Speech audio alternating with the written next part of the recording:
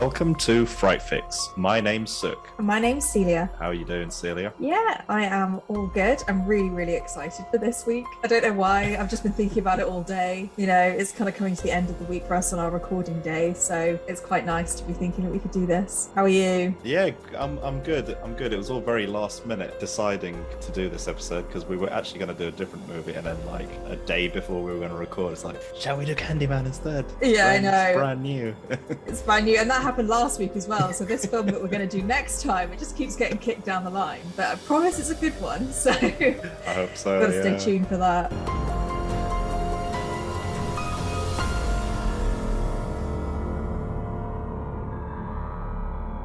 This week, we'll be reviewing the 2021 horror movie Candyman, starring Yahya Abdul-Mateen and produced by Jordan Peele. Candyman is directed by Nia DaCosta. Find your Fright Fix anywhere you listen to podcasts and follow us on social media at Fright Fix Podcast. And you can also subscribe to our YouTube channel at Fright Fix Podcast. And as always, we're going to be discussing the movie in detail. So just be warned, there's going to be loads of spoilers. So if you've not watched the movie, get yourself to the cinema or whichever subscription service is currently on. And then come back to us when you're done. For decades, the housing projects of Chicago's Cabrini Green were terrorized by a ghost story about a supernatural hook-handed killer. In present day, an artist begins to explore the macabre history of Candyman, not knowing it would unravel his sanity and unleash a terrifying wave of violence that puts him on a collision course with destiny. With destiny. Bob, I said that almost with an American accent. It was getting so cheesy by the end. Oh, you should have gone in hard with that. every time I read those, I'm like, ooh, how exciting, even though I've already seen the film and I know what I'm going to talk about.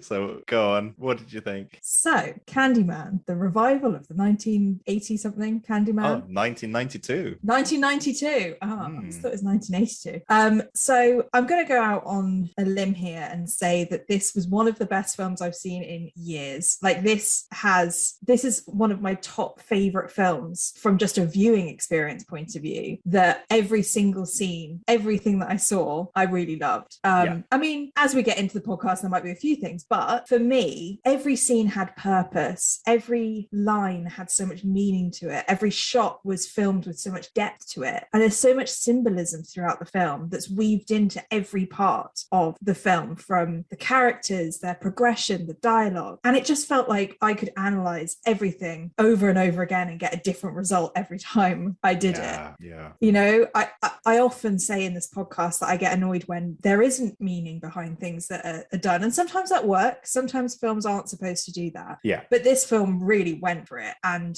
I could imagine this being a film that took a hell of a long time to get right, because there's so much, you know, it's so powerful. It's definitely a very considered film. Like there's layers there. And I absolutely agree with what you just said, Jim. Yeah. So to be honest, I didn't really know where to start when I was thinking about my overall thoughts. So I wanted us to kind of talk about the overall concept of Candyman, because that's one of the things that I thought was really, really interesting about this film.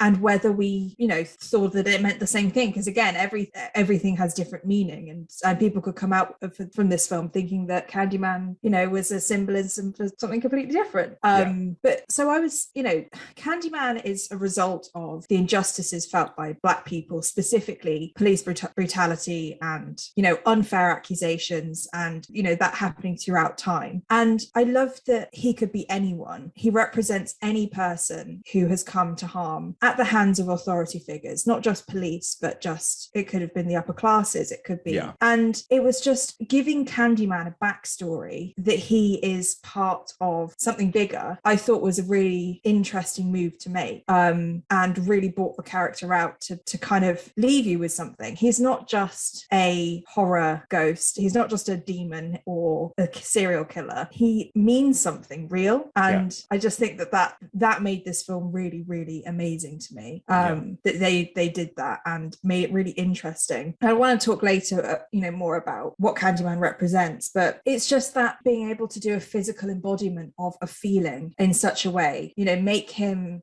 scary and make him vicious, but also make him kind of a sad character when you think about what he represents. And so even the bad guy in this film isn't really a bad guy. He's just almost just a result of what's happened in history. Yeah. So it's so complex and there's so many levels to it, but the overall concept of what Candyman is, I found really, really interesting. And then lastly, I think there was a really good balance in this film between the gore, the suspense, the thrill, the psychological horror, and the kind of mystery of unraveling who Candyman is. I think it's not the scariest film I've ever seen by a long shot, but it does get you in parts, using mirrors to kind of play with you. But I think it's much more psychological than it is jump scary for me. So yeah, what did you think? Imagine you hate it now. This is going to be another one of those episodes where I think we're quite in sync. I am looking forward to the talk about what Candyman means maybe later on in the episode or whenever it comes up naturally. Because I'm quite eager to hear what you think and whatnot. And but yeah, largely I'm in agreement with a lot of what you said. There were a couple of things you mentioned which I'll touch upon later on, which I kind of had the opposite feeling to. Interesting. But it'll come up as the episode progresses, I'm sure. And but like my kind of overall thoughts. So I just watched this yesterday because it was all very last minute when we decided with this movie and everything. So I'd never actually watched the original one before. No, neither have I. And so I kind of went into this movie like with no knowledge of the lore or the history of the franchise, because there's like 3 Candyman movies prior to this one. And from my understanding, this is a direct sequel to the very first Candyman movie. Yeah. And I'm glad I went in blind to this movie because I did not. Sorry, let me just have my phone on silent. Apologies. That was an email notification. Nobody ever emails me. Yes. So I was very glad that I had no idea what the story was, because I just liked how it all unfolded, and it was not what I expected at all. I don't really know what I expected going into this. The movie I found was very easy to watch. I might even consider watching it again actually, because I am convinced that during the talky moments in the film that I probably missed a few bits. Because there is a balance between obviously the scary moments, and there's quite a lot of talking in this movie, and it's quite dense. There's a lot of the kind of history or the stuff they allude to with the kind of the racial injustice and whatnot. Like there's a lot there that I might need to go back to it and watch it again. So so this movie is produced by Jordan Peele, as you'd mentioned earlier, and he's the guy behind Get Out and Us. So I had very high expectations going into this. And I generally like how Jordan Peele's team infuses kind of social commentary into the movies in a kind of a level that not very many filmmakers even try to do. And so I was looking forward to it. And I really wasn't let down, I don't think. Straight after this movie had ended, I turned on the first Candyman and started watching that. Interesting. Yes. And I'm glad I did it that way around. Right. Because it could have changed your mind. Oh, well, here's the thing is, I actually think that's the perfect way to watch it. Watch the new one and then watch the old one, because then the old one feels, if you watch the original movie in isolation, just as a piece on its own, it's not very good. Right. Like I was suspecting that would be the case. It's aged time has not been kind to it. But because I watched this movie and all that kind of, with the first movie, in this movie, all the discussion they have about, there was this lady who jumped in fire and blah blah blah. That's the first movie, and there's like Anthony, when they discuss the child, the baby, that's Anthony, and he's in the first movie, right? And so watching that first movie unfold, I just kept going, so maybe someone that had watched the first movie probably saw the twist come, where it turns out that Anthony was the child from the first movie. They probably saw that coming a mile off. But watching it in reverse, it's more of a twist ending for us, because we're like, oh my god, I never knew that. It's just how much this movie, because I think Candyman 2021 ignores Candyman 2 and 3 and connects directly to the first one. Just watching those kind of plot threads and whatnot, it's quite interesting. I won't say anything about the first one because I want you to watch it. Maybe we could do that in another episode. It'd be quite Yeah, interesting. no, I definitely want to watch it after this one. I mean, because I've had such a good experience with this one, I'll probably come out of that one thinking that it wasn't as good, only for the fact that it has the lore in it that creates Candyman 2021. Don't know. Yeah, it'll be interesting. Yeah, no, absolutely. And they do little things like at the beginning when the film opens with the title credits, you see these kind of buildings shot from upside down, so it looks like anyway, I don't know how to describe it, but it's kind of like the total mirror to how the first movie opens, where the first movie opens from a shot from the sky looking at the city down from above. And so this movie it pays kind of, so 2021 definitely pays a lot of homage to 1991 or 1992, whatever. So, so it's like a mirror. I just think because I love that title sequence where it was like you're looking up at the top of buildings in mist, so it kind of looks like it could be upside down. They look like they've just been floating, but I suppose it's like the mirror image of the first one. Upside down. But yeah, because I know they used two actors from the original movie, didn't they?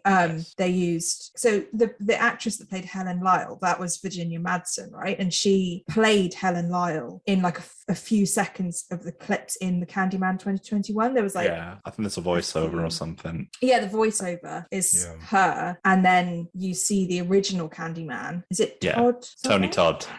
Tony Todd. Right at the end, which that's cool. They're paying homage to the original, which is because with the paints, you know, when there's a scene where you see all of Anthony's paintings and it's the various faces of various Candymen. I mean, that's what I assumed it was. And you see the very first one, and I remember saying to Jess, that's Tony Todd, like the first painting.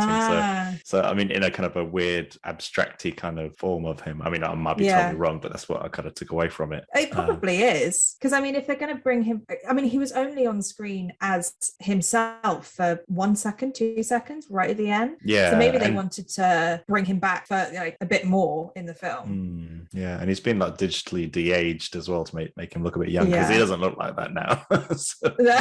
I was thinking that. I was like, if this is, because I thought it was an 80s film, I was like, he looks quite young. He looks great.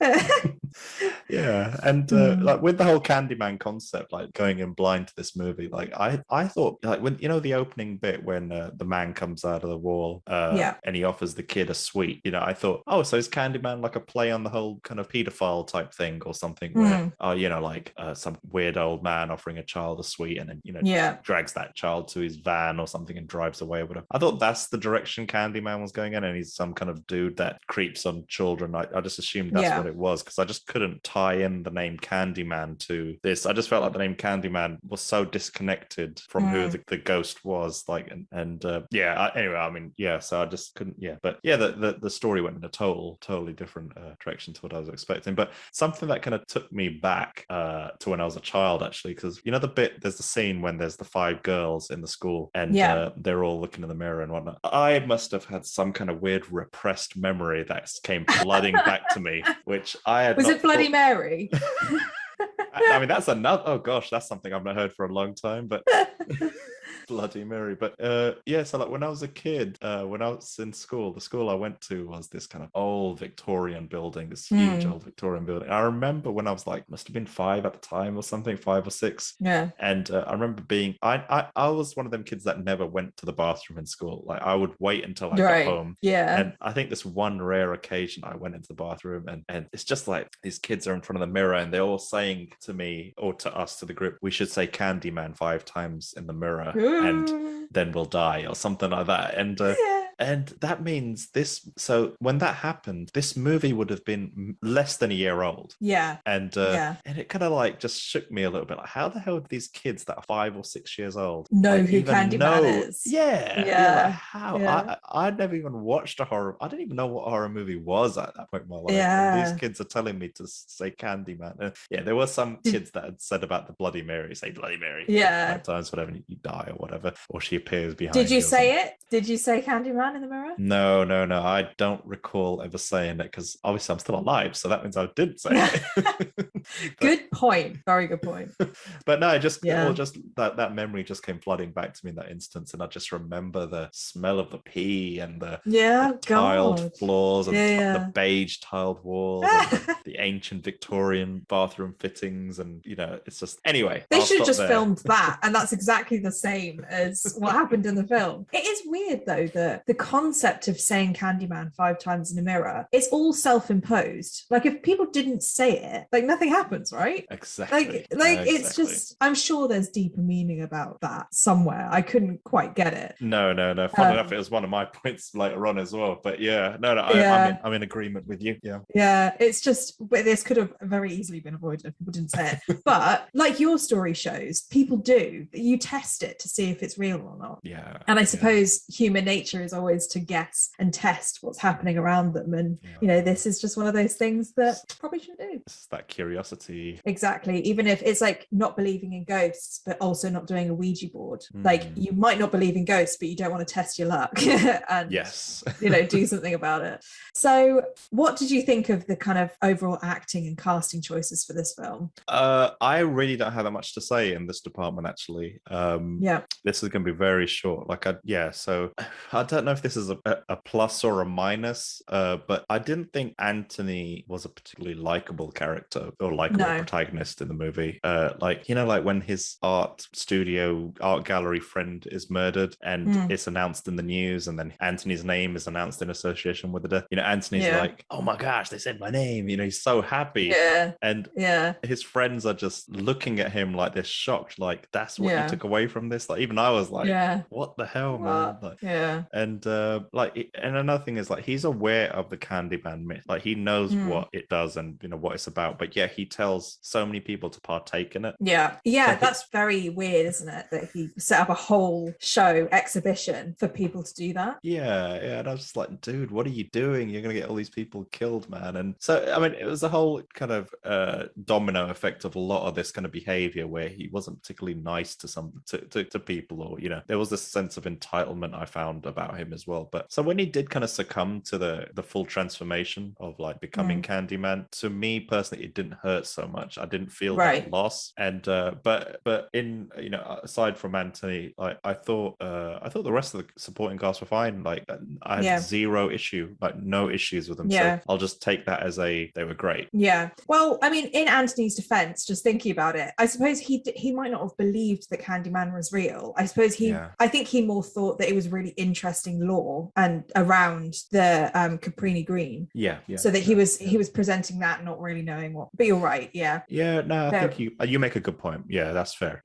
What about yourself? What did you think of the performances and cast? I mean, I thought they were great. I loved Misfits when I was younger. If you ever saw Misfits, so I know exactly what you're gonna say. Nathan Stewart. I mean, because he was one of the first people that you see, and I thought he was going to be the main character, so I was so excited because I was like, I love him. And he's playing the opposite character. He goes from like a ladies' man from Misfits to like a really flamboyant gay. I can't remember what his name is. I was happy for him though. I was pleased. Troy. And I thought he did a really good job. I was actually I was excited to see him in all the scenes. Like he was that comic relief in a subtle way that didn't make it feel like my role is the comic relief. He was able to do that. So I appreciated him being in this film. I mean, I from you saying that about Anthony, I agree with you. I hadn't picked up on it that he wasn't likable. I kind of assumed that he wasn't likable from the beginning, like the way that he, like you said, like there are bits about him that show that he's a bit selfish and he's not great at learning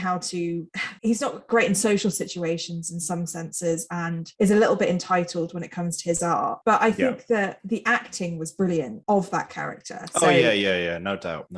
Yahya Abdul-Mateen's acting was really good. And I think there is a descent into madness, but it's much more subtle in certain ways, I think, than it is in other films, because he almost seems like he doesn't care about a lot of things throughout the film. And I do wonder whether whether that is his descent into being the Candyman. Like, rather than like flipping a switch and becoming crazed, it's like he just loses all of his emotions and flatlines throughout the film. Like, he doesn't really have many shock moments. Like, you know, the one thing that annoyed me was his hand when he got bitten by a wasp. His hand basically starts falling off, and he doesn't really care. No. Like, he doesn't go to hospital and like until his literal fingernails off. And I think that kind of represents the fact that he's just losing all of his emotion, and he's becoming Candyman, spoiler, slowly throughout the film, even before the ending. He's kind of just losing himself to then just become a very you're right.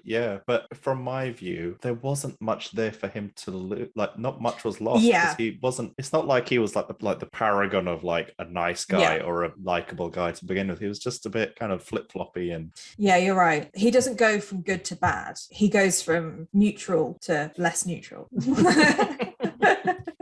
There's a subtle difference there.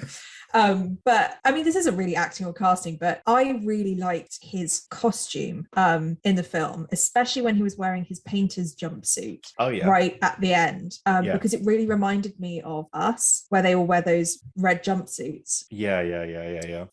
And he walks like them in a set. He's walking through Caprini Green in one scene. He's wearing his jumpsuit. He's got like no emotion on his face. He's just kind of walking towards, I think there's a light in one of the houses. And it really just gave me a glimpse of Us. And I just appreciated that they'd kind of, I don't know if they did it on purpose with the jumpsuit, but I mean, a jumpsuit's quite a unique thing to wear. And it's in both of these films. So I feel like maybe it was a tiny little nod to the film. I didn't think of that. I just wonder if Us, Get Out, and Candyman are in like a shared universe or something. Maybe. Oh God, that'd be such a depressing universe.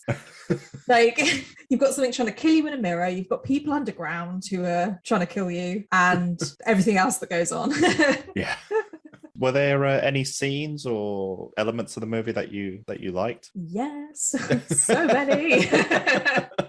I've cut it down for brevity to the main ones that I love. But of course, in my initial notes, every single bullet point starts with love. Like, love that, love this. That was great. So I was like, okay, Sina, you've got to not say you loved everything and just pick a few things. But sure. I loved I loved the storytelling throughout the film using the shadow puppets. Yes. It was very Tim Burton to me. It was really, and I'm a massive Tim Burton fan. It was creepy but visually interesting, and it just made the film feel a lot more like it was steeped in lore and kind of mythology around Caprini Green. And I love it when films, they become this kind of almost documentary around the history of something, and then they use these visual aids to make that really interesting. And so I'm always a sucker for a story that's told through some sort of puppetry or animation. I love it when films use short clips of animation just to break it up. It doesn't have to be a voiceover where you actually show the things that happened. It's almost like leaving a bit of it to the imagination. But these stylized puppets, they're just, I really enjoyed that. Oh yes, absolutely. I said before, but I did really like the opening credits, the way that the mist made it feel like everything was floating. And I loved the font that they used as well. It was like a really creepy font. I need to check that out again. Everything was so visually satisfying from a horror fan point of view. Like, it was very like creepy and dark, and I just it geared me up to be really excited about this film. Because I had forgotten that it was a Jordan Peele production, and so his name had come up, and I think Yahya's name had come up, so I remembered him from Us, and I was just getting more and more excited about this film. So I was like, oh my god, it's a proper Jordan Peele, like he's got. And then so it was just making me very excited for the film to watch those opening credits. But I do think that sometimes opening credits make a film, it locks you into a film, gets you in the mood. Because one of my biggest pet peeves is when you have the most boring opening credits that literally lists everyone. Like, I'm not saying that if you're a assistant producer you're not important, but maybe leave it for the end credits, because I really don't, I want to watch the film, I don't want to spend 3 minutes watching anyway. Yes. I agree with you. So two other things, I'll keep it to that. No, No, go for it. Take your time. One of my favorite images in the film was when what's his name, Anthony, was looking in the mirror, and then a wasp comes, what you think is coming from behind him towards the mirror, but then it turns out that it was on the inside of the mirror, and it tries to get out. I like that.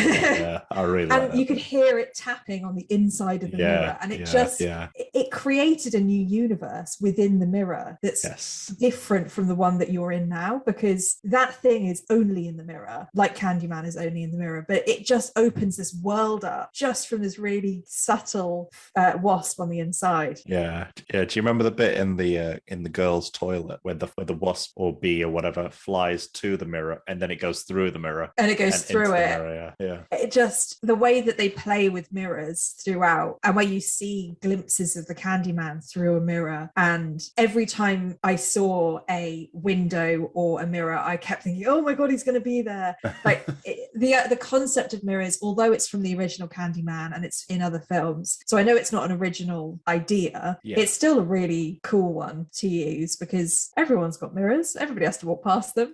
So oh no, I'm gonna have to take all my mirrors down. Yeah. Yeah, you'll have like towels over all your mirrors, and so the overall idea of using the mirror. And I also love that there was one bit where the art dealers are being killed in the museum, in the gallery, and the Candyman drags the guy across the floor, and then there's a really quick view of him dragging him through the mirror of the office window. It's like 1 second, but it just the fact that they've made sure that you would be able to see, because he's invisible when you're not looking in a mirror, so it looks like this guy's just being dragged by nothing, but then you look up and you can actually see the Candyman through the mirror dragging him. Like I just love all of those bits. But my favorite of all was actually something that you just picked up on that you didn't like. I mean, it's not it's just the same scene, but you know when you were saying about when he's watching TV and they say his name and he has that really weird reaction of like, they said my name, even though it was about the death. Just before that, you're really zoomed in on Anthony's face. And you can see the reflection of the mirror of the TV in his eyes, and it's slightly bluey, like a blue tinge to it, and he looks slightly like he's dead, or that he's kind of zombie-like, because he's just staring at the TV with these kind of, it looks like he has cataracts almost, like he's got these blue hazes across his eyes, and then the TV switches off and he comes back to life, like he almost jolts back to life. I did notice that. I just loved that, because I mean, it's really cool that you saw the TV through his eyes and the fact that it made him look dead, but then it also kind of foreshadows to him becoming Candyman later, because he does become like a zombie, you know, when he's getting his arm cut off and he doesn't even flinch, and he's got like one of his eyes is like milky, so it kind of, and he has no expression on his face, and so that little tiny glimpse was almost like, this is what you're about to see with this character in like an hour's time when he becomes Candyman, and then boom, he's back to life. It's just like a really quick snippet, but I love that. Absolutely. Sometimes it's those little details. It's just the little things that make it, like I said at the beginning, everything has meaning and everything can be seen as, I mean, you could probably start and stop this film and listen to everything people say and every image that's shown and pick something out of it. Like I'm sure there were plenty of mirrors that I missed having something in them, or you know, like it's just full of stuff like that. What about you? I think largely you've covered off a lot of the points I was going to make, and I don't know if I can add very much. So like I like how the movie starts off as well. You know, when the studio logos are all mirrored and reversed, like when that happened, because like when that happened, I had no idea what that was in reference to, and I was like, okay, have I just got a strange copy of the movie or something? But then as the movie progressed, like, you know, it made total sense about that whole motif of reflections is kind of carried out throughout the entire movie, right from the beginning right through to the end. So touching upon what you said about the shadow puppets, like I loved like how the mythos and lore of the film was delivered using shadow puppets. Same as you, like I was really impressed by the craftsmanship and the originality of the approach. Like I believe that this was used, so also, I think the shadow puppets were used instead of flashbacks to the first film, or using footage of the original film, because I think they wanted to keep it as a standalone project. Yeah. So even though it is telling the story of the first film, and I think they didn't want to be beholden to the first one too much, and they just wanted this to be a standalone kind of thing. So I thought that was a good move, and it added to the atmosphere, and it kind of became this kind of living thing within the movie. And the shadow puppets happen throughout the ending credits of the movie as well. You kind of get like that a bit more of the history there. And same as you. I really like the use of reflections in the movie, and how Candyman is only ever used in only ever appears in reflections of windows or glossy surfaces or mirrors, or the lift, the mirrors in the lift. I've just remembered that scene. Yeah, that scene was pretty good. That seems pretty good. Yeah, the whole lift, like all 6 sides of the lift are mirrors. Like as soon as you walked in there, you're like, okay, something is about to happen, because there's when you go into a room and you've got into a mirror walled room, and you see like loads and loads of versions of yourself kind of, like going down. I thought he was infinity mirror type thing. Yeah, I thought he was going to come. What I would have wanted was for Candyman to like run down that hallway of mirrors towards him, because like it makes like a hallway, doesn't it? Like a dark. That would have been really good. I thought he could like run towards him and like not get to him in time, but like you see him coming towards you. Anyway, that would have been really good. But I just love how the filmmakers committed to that whole use of reflections. I thought it was really creative. As you said, the lift sequence was really good. And actually, I think by adding that running bit would have improved that scene. I mean, it was still cool that he cut his finger, right, and it started dripping, and then the drips came from above him. Yes. And then he looked up, and there was Candyman above him in the mirror. Like that's because that's playing with like physics and the fact that gravity and all of that. But could have been scarier, I suppose.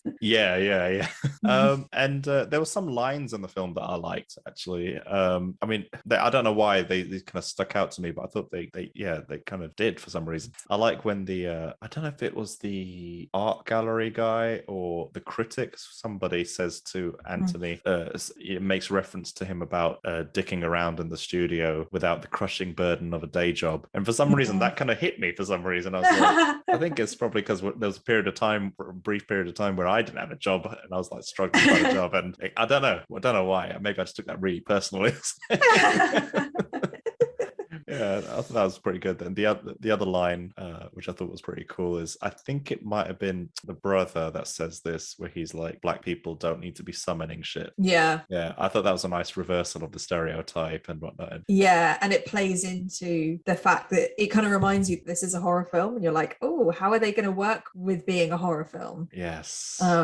Interesting. Yeah. And the third and last line, I thought that kind of was a bit hard hitting, and I think this line works in the context of that little brief scene. But when Anthony's girlfriend's father jumps off the building or something, and he's like, "I bet you didn't know your daddy could fly." That line kind of it's just it wasn't a part of a larger scene or anything, but it just added to the whole, and I thought it was pretty cool. Yeah, that was a very like painful moment to watch, and I think it was painful because of that line. Like it's a weird thing to say to a child, and you know what's about to happen when he says that, and you're like, oh god. And just the last point, this isn't a like or a dislike, but it's just an observation more than anything. But I think if there's one scene in this film that kind of summarizes progress in cinema or portrayal of Black people in cinema, is the bit when Anthony's girlfriend is talking on the phone, and she's like a Black lady who's financially seems like she's well off. She's supporting her man whilst he's dicking around in the studio, and she speaks French on the phone, and I was like, that whole combination is just in that brief 20 seconds or whatever it was, I thought that kind of summed up quite a lot. It's a good point. We didn't really touch on it when we were talking about the acting and the casting and I suppose the characters, but her character is refreshing. She doesn't rely on anybody, but she's also not. What I really hate in films is where they have like this strong independent woman that doesn't need anyone, but they also portray them as like a bit bitchy and like standoffish. And it's like, no, this is just a woman who is successful. Like you said, like she has so much much going for her, and she's a lovely person as well. Yeah, and yeah, yeah. that's what a normal person should be portrayed as, not you can only be successful if you're also bitchy. Like, it's just a nice balance between the two. That thing frustrates me a lot in movies when they want to show female empowerment but at the cost of making all the men in the room look like idiots. And you're right, they didn't do that in this film. And she was just a nice person, a good person. Like, she supported her boyfriend, but when she said, oh, our apartment, and he said, it's your apartment, you know, they're still respecting the fact that she's successful, but she's not thinking of it as her space or the fact that he's not working. She just gets worried about him. And throughout the film, she has a lot of pressure because he's kind of devolving into this very strange person. And she has a lot to deal with. So there are points where she's like, I can't handle this, but that's a very normal thing to go through. So I respected the film for doing that. And that's my list of likes done. So what about dislikes? And I feel like you need to go first so I can start thinking of some. I've only got one. My list is really short, and I don't think I actually have any dislikes in this movie, really. So like, I kind of, everything that actually happened in the story to serve the story, there wasn't anything I disliked about it. So I suppose if there was one thing I kind of had to nitpick was the horror element itself. And I kind of felt like they kind of stopped short quite a lot. Like, they didn't go full into the whole kind of scariness of the movie where I feel like they could have, and they could have made the whole Candyman character a bit more terrifying. But they kind of, I felt like they let us off the hook quite easy a number of times. Get it? Off the hook. Oh, I didn't realize that. I think where it kind of showed the most was, with the art critic, like, they gave her, I mean, the death they gave her was quite gruesome, but they let the audience off easy. Like, they didn't scare the audience, so they could have terrified the audience. I felt like it was leading up to something, but then it kind of gave this kind of really, I don't even know, limp sequence where I felt like it could have been quite scary. That's definitely fair enough. And that's the only kind of dislike I can think of at a stretch. What about yourself? Well, thinking about it from what you've just said, even though I said I like the use of mirrors, I think they could have probably done more with that. Like, because one of the creepiest bits for me was when Anthony says Candyman 5 times in his window, and then you catch a glimpse of Candyman a few seconds later standing behind him, and they don't notice and they just carry on. That was really creepy to me. That was like, oh, he's just there. And I think if they'd have, instead of making it overtly scary, even just making it slightly more creepy by having him pop up in the backgrounds of more, like in the windows more, or you see a slight glimpse of him, making him, and so it just gives you those chills of like, oh, he could be anywhere. And maybe that would have helped with that kind of horror aspect of it, that because I was never scared in this film, really. I was creeped out a little bit. Me neither. But maybe a bit more creeped out would have worked well. You're right. I think the only thing that, it's not even a dislike, it's more I didn't really understand, and help me out if I've just missed it, but the story of the Candyman in Caprini Green, where he comes out of the wall and he gives that child the piece of candy, and then the child screams, and then the police shoot the man and he becomes Candyman from that. Like, I completely understand, like, the police obviously shouldn't have shot him. Why was he handing out, because they say then that he hadn't done anything wrong, like he wasn't the person that was putting razor blades in candy, but he was coming out of a wall and giving a child a piece of candy. Like, I don't understand how that child, because he was really guilty for that. But I would, like, if a man came out of a wall and gave me a piece of candy, I would scream as well. Like, I don't understand why. Maybe it would have worked better if it was just a normal conversation that he was having with a guy, and he gave him a piece of candy at the end of the conversation. The police saw that and then shot him, saying like, he's the Candyman. Like, that would have been, for me, it's really hard hitting, because it's like, he literally didn't do, he's just a normal, but he like came out of the wall and was like whispering and it's just it's this kind of so what you've asked just kind of reinforces why I feel like I need to watch this movie again, again because I feel like I missed out some portions of this movie's dialogue and whatnot. And so like the way I read that scene just on first viewing, I mean, I might have got this totally wrong, but it's just I just saw him as so the guy that comes out of the wall pre-Candyman, before he becomes a Candyman. He just struck me as someone who was probably just a bit of a village weirdo, right? Who just does weird things and just does, is just a bit of a weirdo. Not maybe he didn't seem like it was bad intention because he gives the kid the sweet, but then he just kind of carries on with his life. He doesn't do anything. Yeah, he just smiles and stands there.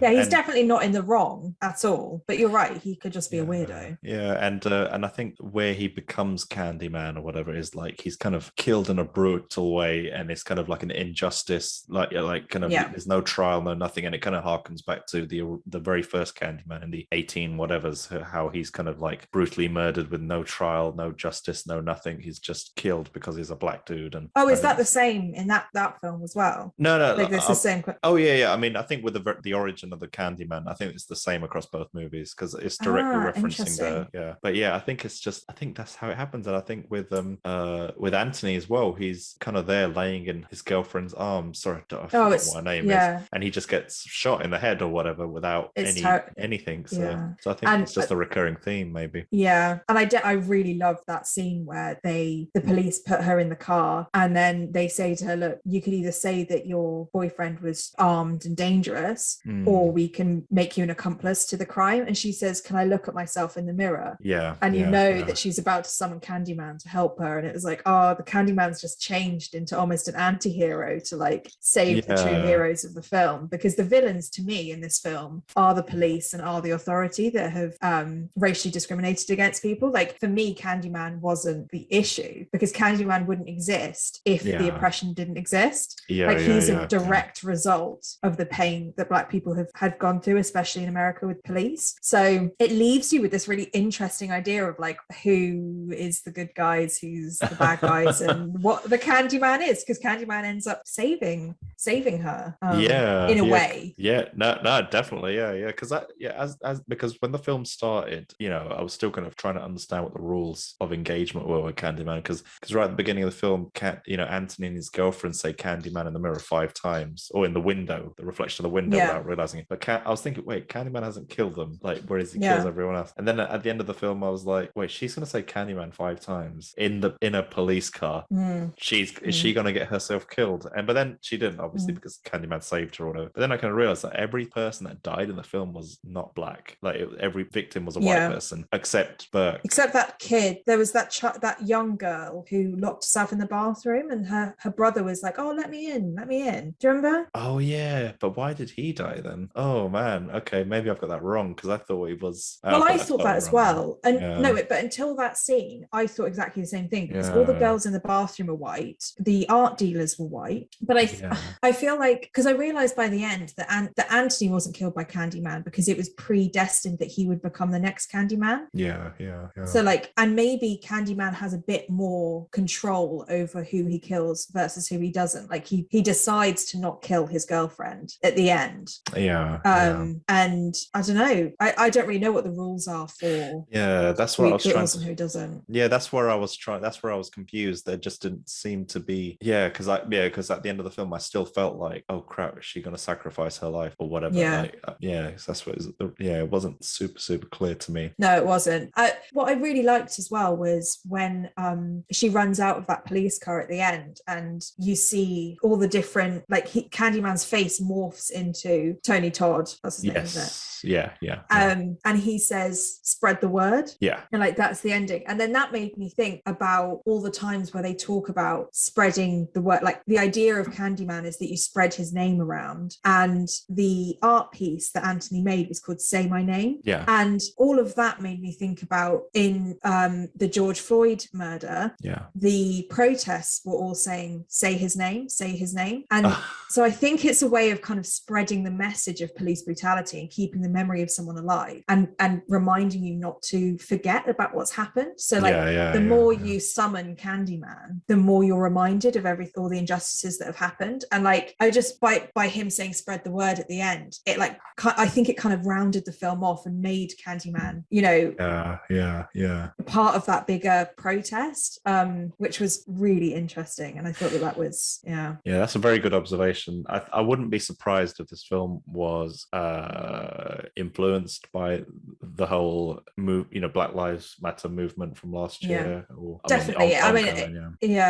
It must have been, because so much of it was about, I mean, police brutality has been around for so many years. Oh yeah, of course. But because it's talking about this kind of falsely accused and then killed by police, and the fact that the police are covering it up, and it just makes me think that every time someone says the name Candyman, we shouldn't think of the scary nature of Candyman with his hook hand and his razor blades in sweets. We should be thinking about what he represents, that he's only there because of people who have killed, Black people over time. It's so hard hitting, and I'm sure there's so many different ways of viewing it, especially if you are Black and you're watching this. Like, we'll have a completely different experience than we will. But from an outsider's perspective, it's like a really nice way of getting your message across. I think you said this earlier, like, it doesn't shove it down your throat and say this film is politically motivated, and it's done in a way that it makes people think about it in their own time and in their own way. And I really respect it for doing that. Yes. No, I think you've summed it up pretty nicely there, actually. I can't really add anything more to that. Well, there was one other thing I wanted to say, which was when I first started watching this film, I thought it was because I have no idea what Candyman, the original one, was. Sure. I knew there was a Candyman, but I thought it was about the real Candyman. Do you know the story of the real Candyman? No. Halloween. No. Okay. Go on, tell me. So he's called The Man Who Ruined Halloween, and it's a true story about this. He was a white guy called Ronald O'Brien who poisoned his son's pixie stick, like the sugar in the stick that you get at trick-or-treating, with cyanide. Oh no.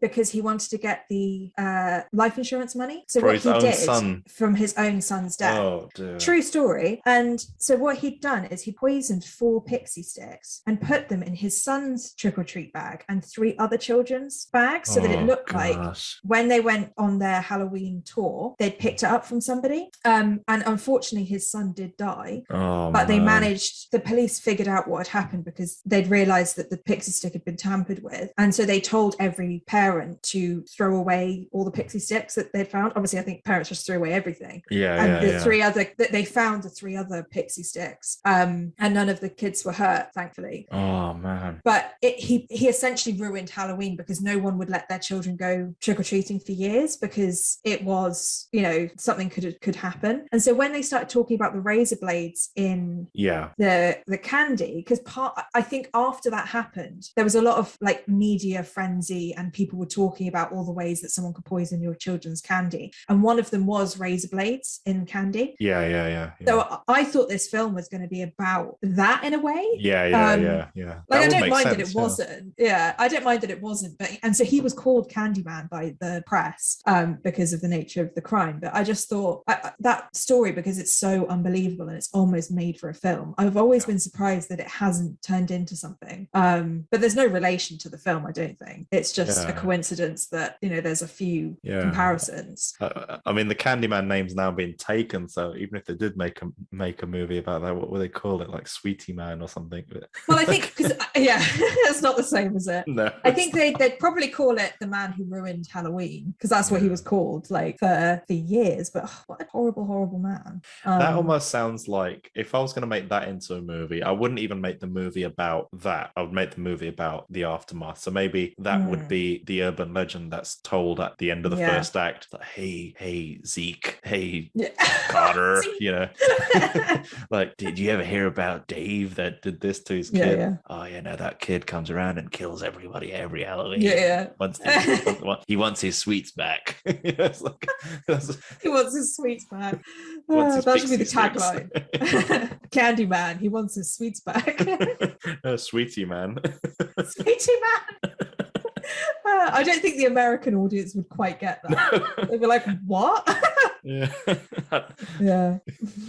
Who goes first with the closing thoughts then? I don't think mine's going to be much of a surprise, so you go first. Okay. So overall, in closing, I thought this movie was really good. I thought it had some really good moments, and across the board, I think it's pretty good. It's way, way, way above average. So so it goes straight into the very good territory.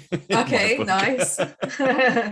So and it's really creative, and I think we've covered a lot of it throughout the episodes. I would just be regurgitating a lot of the stuff we've already said. In my opinion, it's a horror light, and I would have hoped for something a bit more hard hitting, like something a bit more scary.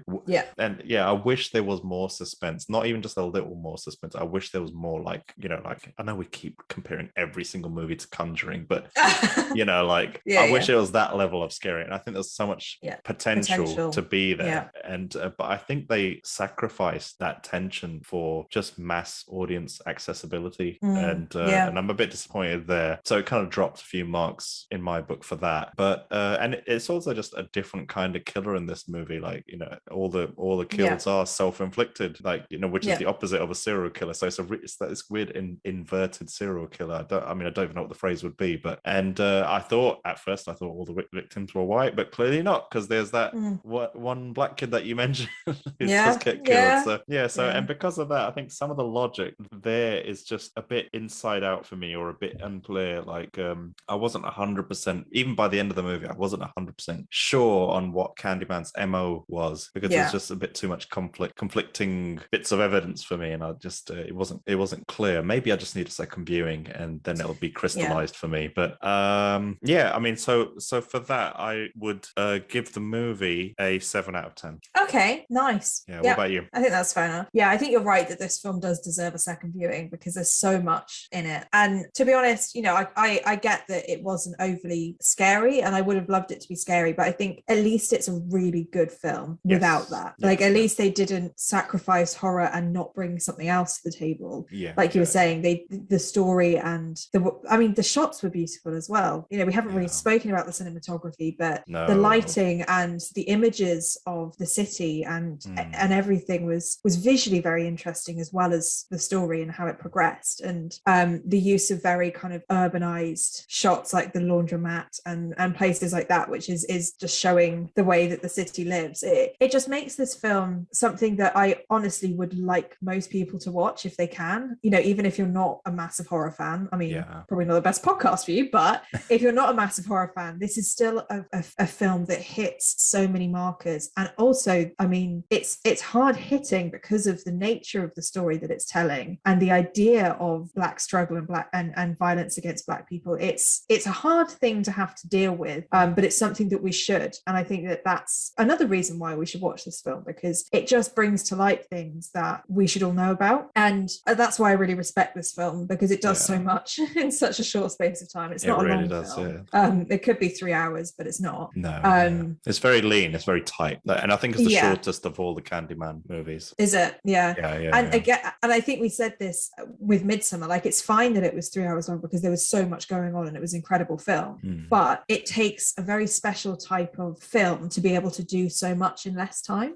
And I think this film does do that. And the other thing I'd say is that if you are expecting this to be a remake of the original Candyman, it's not like you'd be disappointed. It's like you will be very happily disappointed, because this isn't the same thing.